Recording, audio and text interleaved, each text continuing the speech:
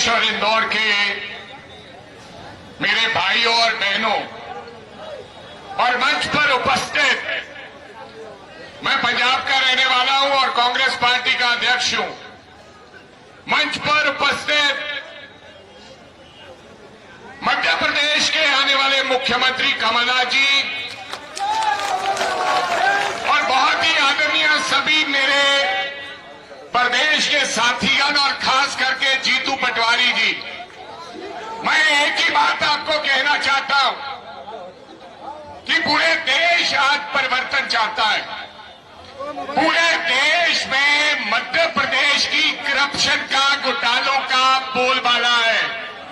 मैं मालवा का रहने वाला हूं और ये भी मालवा है, पंजाब में भी एक मालवा है। पूरे देश भर में आपकी सरकार के और भाजपा सरकार के घोटालों का, कारनामों की चर्चा है। और अगर आप चाहते हैं कि मध्य प्रदेश दोबारा तरक्की करे और नौजवानों को रोजगार मिले और महंगाई कम हो और घोटाले बंद हो, तो आदरणीय कमलनाथ जी को इस प्रदेश का मुख्यमंत्री दोबारा बनाना होगा। और पिछली बार आपने मुख्यमंत्री बनाया, कुछ साथियों ने धोखा दे दिया, लेकिन इस बार सरकार तो बन रही है, लेकिन मेरी आपसे गुजारिश है कि 2/3 बहुमत से कांग्रेस पार्टी की सरकार बननी चाहिए। और अंत में लीडर हमारे कमलनाथ जी ने, आपके अध्यक्ष ने बोलना है। मैं एक बात सरदारों को कहना चाहता हूं, सुन लीजिए। मैं सरदार हूं और गुरु ग्रंथ साहब जी को मानता हूं। मैं गुरुद्वारे में जाता हूं। मैं और किसी चीज में विश्वास नहीं रखता। मैं मंदिर भी जाता हूं, मैं मस्जिद भी जाता हूं, मैं गिरजाघर भी जाता हूं, लेकिन मैं सरदार हूं और गुरु ग्रंथ साहब को अपना बाप समझता हूं। मैं आपको यह कहना चाहता हूं, जो कूड़ प्रचार इस प्रदेश के अंदर चंद लोग सरदार बनकर कह रहे हैं कि कमलनाथ जी ने सरदारों के ऊपर अत्याचार किया है। मेरी उम्र 44 साल की है, मैं कैबिनेट मंत्री भी रह चुका हूं। मैंने आज तक नहीं सुना और मैंने आज तक नहीं देखा और मैंने आज तक किसी प्रकार कोई ऐसी अन्याय करते हुए कमलनाथ जी को सरदारों पर नहीं देखा। इस प्रकार का कूड़ प्रचार किसी सरदार के करना, मैं समझता हूं उसको हमारा भगवान भी माफ नहीं करेंगे, गुरु ग्रंथ साहब महाराज जी। आज तक कोई FIR नहीं है, आज तक किसी व्यक्ति ने खड़े होकर नहीं कहा। हाँ, भाजपा के साथियों को अब कमलनाथ जी से डर लगने लगा है, फिर दिल्ली से सरदार भेजते हैं और फिर वो आके कहते हैं कि कमलनाथ जी ने अत्याचार किया है। हम पंजाब के रहने वाले सरदार, हमें तो नहीं पता चला कि कमलनाथ जी ने अत्याचार किया है। हम चुनाव भी वहां जीतते हैं, लड़ते हैं, तो एक ही कांग्रेस पार्टी है। ये सरदारों का संदेश देना चाहता हूं, जिसने हमेशा पगड़ी वाले सरदार का सम्मान किया। पहला देश का राष्ट्रपति ज्ञानी जैल सिंह अगर किसी पार्टी ने बनाया तो वो कांग्रेस पार्टी ने बनाया। 1.5% मात्र सरदार इस देश के अंदर है। पहला देश का प्रधानमंत्री अगर किसी पार्टी ने बनाया तो डॉक्टर मनमोहन सिंह जी को बनाया। फौजों के जर्नल टेक सिंह आलूवालिया। तो मेरी आपसे गुजारिश है सरदारों को और भाइयों को और इंदौर के साथियों को कि मजबूती से अब हमें लड़ना है और हमें भूल मत जाना। सर, मैं कमलनाथ जी से गुजारिश करना चाहता हूं, आपके माध्यम से एक गुजारिश है, पंजाब वाले सरदारों को भूल मत जाना। जिस दिन आप शपथ लेंगे मुख्यमंत्री की, आपको हमें बुलाना पड़ेगा। हम आएंगे, ढोल धमाके के साथ आएंगे। और हमारे गुरु ने कहा है मालवा की धरती पर, दे शिवा पर मोहे हैं शुभ कर मनते, कब हूं न डरूं हर सो जब जाए लड़ूं, निश्चय कर अपनी जीत करूं। धन्यवाद। जय हिंद, जय कांग्रेस।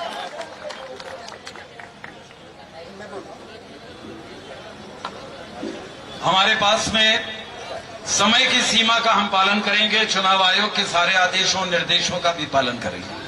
हमारा अनुरोध है, मैं अभी एक एक प्रत्याशी का नाम लेता हूं, हाथ जोड़ करके पहले जनता के बीच में आप अपनी प्रार्थना करें। नंबर 1 से हमारे क्रांतिकारी श्री संजय शुक्ला, आप सभी जहां पर भी हो अपने 1 नंबर के लोगों को फोन करके उनके लिए निवेदन। नंबर 2 से भाई चिंटू चौक से, जो रास्ते में हैं, किसी कारण ट्रैफिक जाम में फंसे हैं। नंबर 3 से श्री दीपक पिंटू जोशी, दीपक महेश जोशी, भाई पिंटू जोशी हमारे बीच में है। नंबर 4 से श्री राजा मांधवानी, नंबर 5 से अखिल भारतीय कांग्रेस कमेटी के सचिव और हमारे प्रत्याशी भाई सत्यनारायण पटेल जी हमारे बीच में है। जीतू पटवारी जी जो कि राव विधानसभा से हैं, महू से श्री राम किशोर शुक्ला हैं और सांवेर से सुश्री रीना बोरासी जी हमारे बीच में है। भाई जीतू पटवारी जी ने आग्रह किया है कि कमलनाथ जी को बतौर मुख्यमंत्री मैं आमंत्रित करना चाहता हूं, वो आप उनको आमंत्रित करें अपनी वाणी के लिए। हमारे पंजाब से आए हुए पंजाब प्रदेश कांग्रेस के अध्यक्ष और मेरे पुराने साथी राजा पराग जी, अभी आपने शपथ की बात करी, मुझे बड़ी खुशी हुई कि आपने ये आज हमें आश्वासन दिया है कि आप इस शपथ में आएंगे। ये पक्का मान के चलिए, आपकी सीट शपथ ग्रहण में रखी जाएगी, अपने साथ रखी जाएगी। हमारे वरिष्ठ नेता सुरेश पचौरी जी, संजय शुक्ला जी, चिट्टू चौकसी जी, पिंटू जोशी जी, राजा बंदवानी जी, सत्यनारायण पटेल जी, विशाल पटेल जी, रीना बोरासी, जीतू पटवारी जी, रामकिशोर शुक्ला जी, हमारे अश्विन जोशी कहा गया, मैं खास उनका नाम ले रहा हूं, अश्विन जोशी जी, हमारे अध्यक्ष सुजीत चड्डा जी, सदाशिव यादव जी, शोभा योजक जी, योगेश यादव जी, कृपा शंकर शुक्ला जी, हमारे यूथ कांग्रेस, महिला कांग्रेस, महेंद्र जोशी जी, शेख अलीम जी, सबका नाम मैंने लिया, सब सम्मानित हैं। आप भी मेरे लिए सम्मानित हैं। बहुत खुशी हुई आप सबके बीच में आके। आपको कोई ज्यादा ज्ञान नहीं देना, आप तो दूसरों को ज्ञान देते हैं। इंदौर की ये खास खूबी है, इंदौर के लोग दूसरों को ज्ञान देते हैं, वो ज्ञान सुनना नहीं चाहते। बहुत पुराना संबंध है, मुझे याद है 75 से लेके कितनी दफे मैं आया हूं। एक नौजवान था, आज भी नौजवान हूं,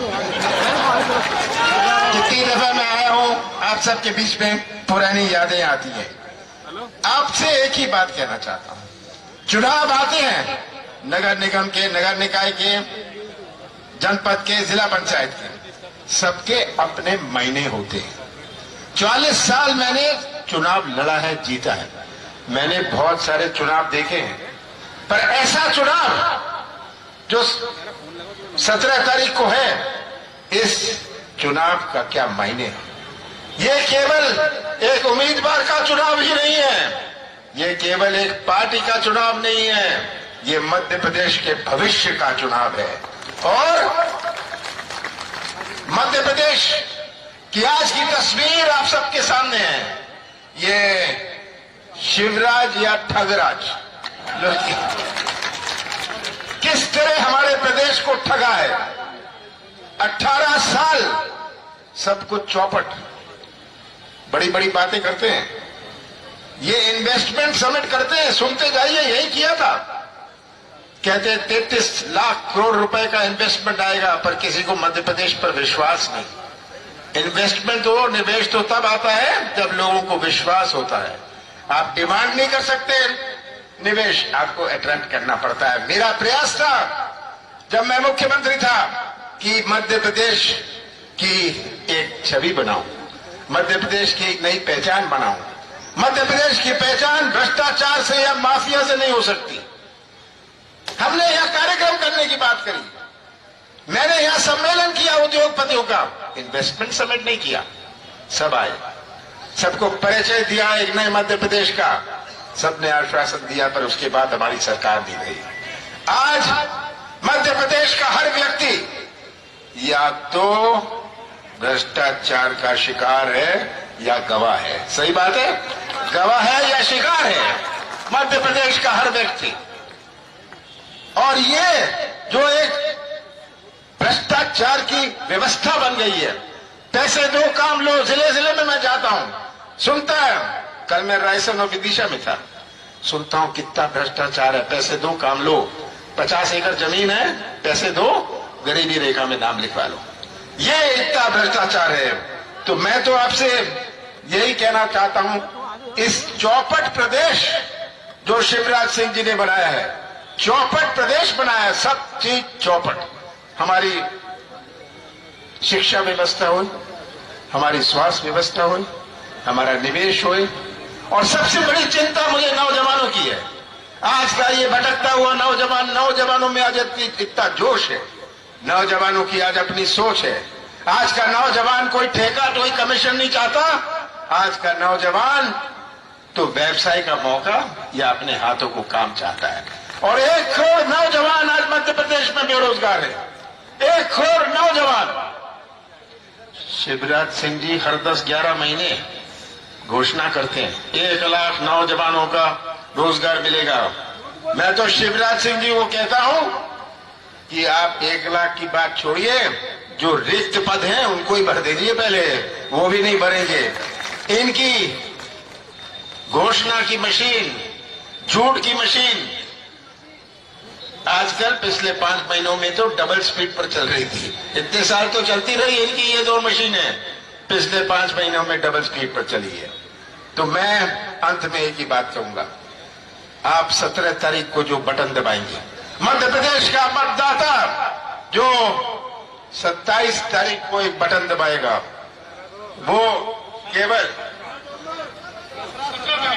17 तारीख को जो बटन दबाएगा, वो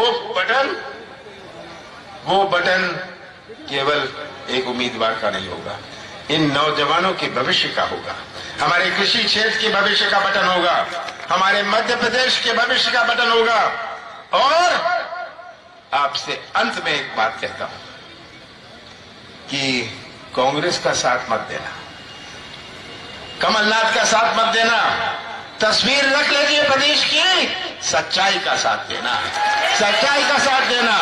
सच्चाई का साथ देंगे तो हमारा आगे आने वाली पीढ़ियों के लिए हम मध्य प्रदेश सुरक्षित रखेंगे। विशाल पटेल कहां गए?